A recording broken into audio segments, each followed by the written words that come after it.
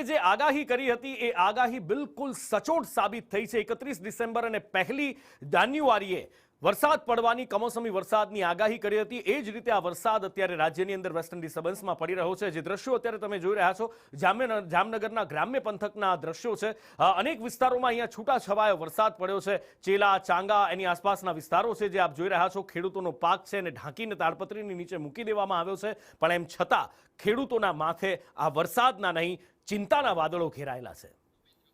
વધુ માહિતી સાથે ફોન લાઈન પર સહયોગી સંવાદદાતા ઉપેન્દ્ર ગોહિલ જોડાયા છે। ઉપેન્દ્ર, કયા કયા પ્રાંતમાં કઈ કઈ જગ્યાએ કમોસમી વરસાદનો કહેર જોવા મળી રહ્યો છે અને શું વરસાદની તીવ્રતા વધારે છે, ઓછી છે?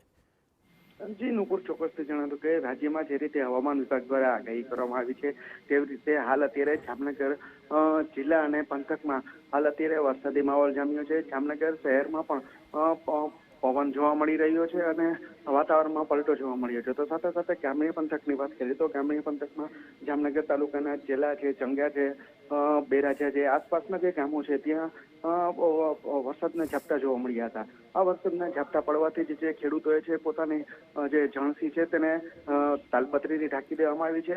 બીજી તરફ ખેડૂતોમાં પણ આ જે વરસાદ પડતા ચિંતા જોવા મળી છે। તો હાલ આ જે રીતે હવામાન વિભાગ દ્વારા જે વરસાદની આગાહી કરવામાં આવી છે ત્યારે જામનગરના જે યાર્ડ છે તેમાં પણ ખેડૂતોને જણસી ન લાવવા માટે સૂચના આપવામાં આવી છે। ઉપેન્દ્ર, માહિતી બદલ આપનો આભાર। ન માત્ર જામનગર પણ ઘણા બધા